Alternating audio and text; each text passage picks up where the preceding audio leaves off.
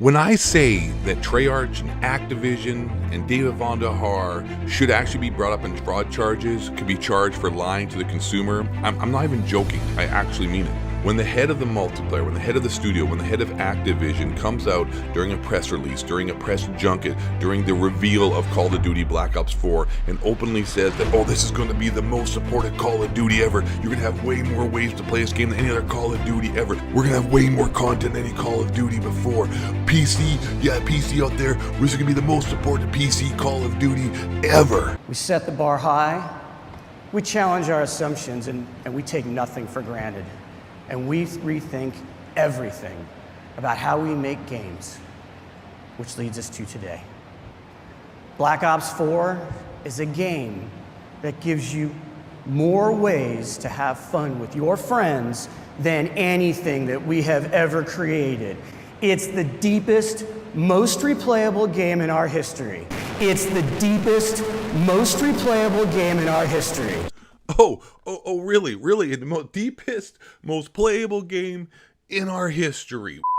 Well, let's just actually look at some evidence and facts as to what content we got from this game in comparison to previous titles.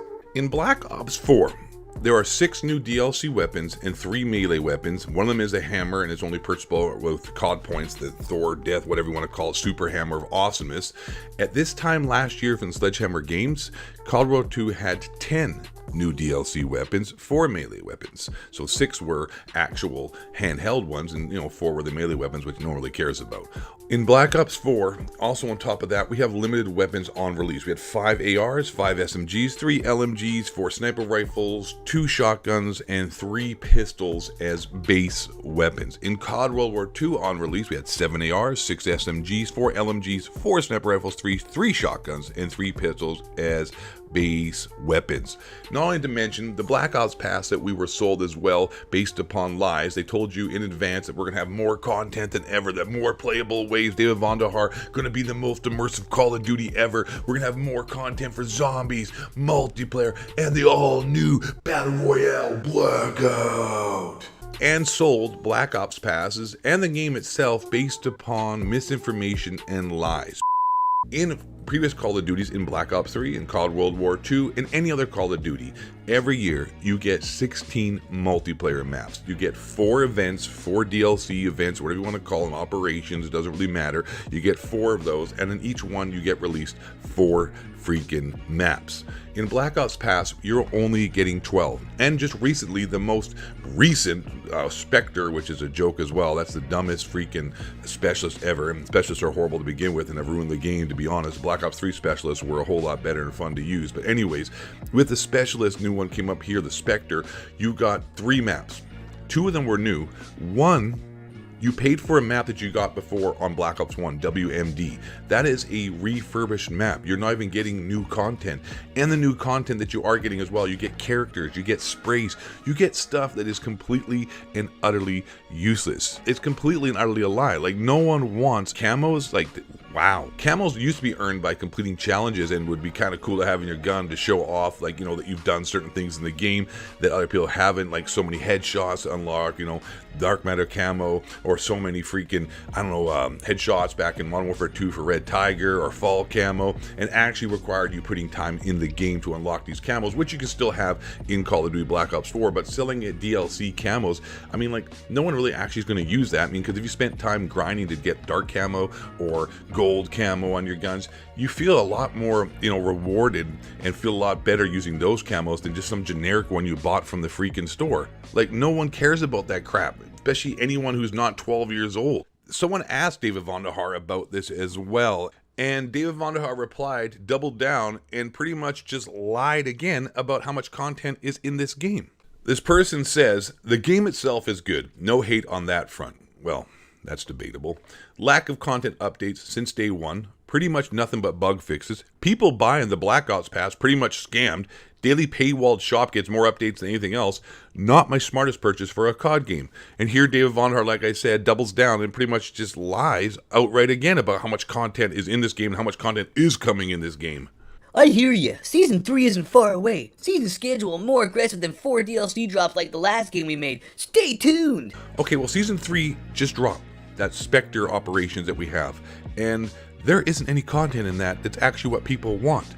People don't care about the skins, don't care about the stupid characters, don't care about sprays, don't care about stickers. The actual content that they really got was 3 maps, unlike the 4 that every other DLC in the past has dropped during operations. And the 3 maps, only 2 of them are new maps. Like we just said, the 3rd map, WMD, is a remake from Black Ops 1. So people bought a Black Ops pass to get content they've already paid for in the past, pretty much likely. Doesn't sound like the most aggressive DLC ever. Oh my god, stay tuned. What are you talking about, man? You're still out here lying, bro. Another thing to add to this whole DLC lying, and quite frankly, someone should be brought up in fraud charges video, is that the news from the most recent Activision shareholders meeting gives some insight onto what the heck is going on here with this microtransaction riddled game Black Ops 4 Black Ops Pass ripoff. In this article here, it talks about how Activision testing new ways for players to participate in in-game content in Black Ops 4 and in future titles. And in-game content means microtransactions. So, as it says here, to paraphrase it, long story short, the microtransactions in Black Ops 4 are horrible, and as it says, leaves a lot to be desired.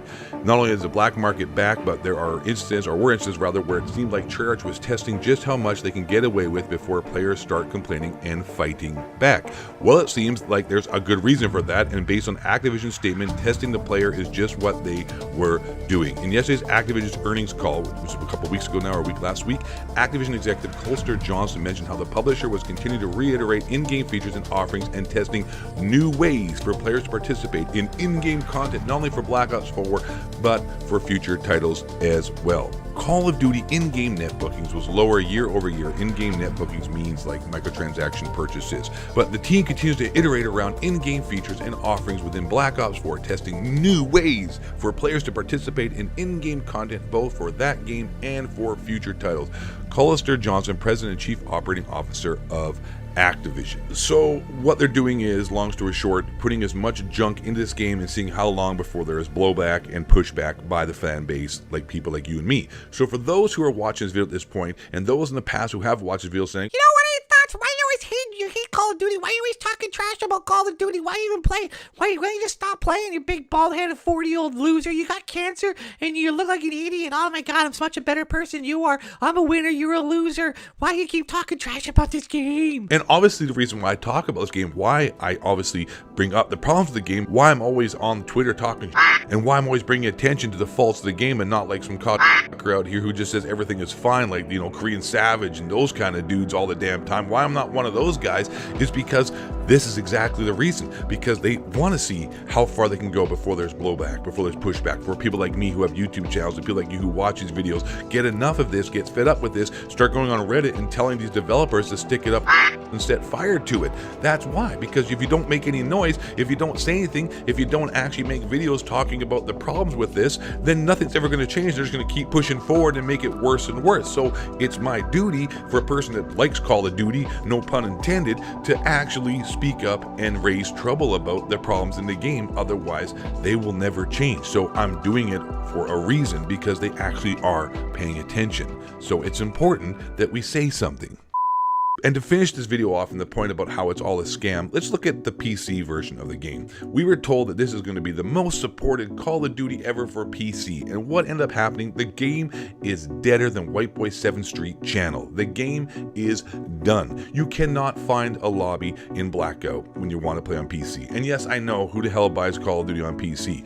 This idiot here. But I also bought it on console because that's just how I roll. I'm super Logan Paul rich up in here, you know what I'm saying? But the game itself was not supported in any way whatsoever, and all they did was hype it up by paying people like Doc Disrespect and Shroud and paying them to stream the game on Twitch and giving them a bunch of money to try to make it look like the game is going to be, you know, actually viable for PC players. But it's not.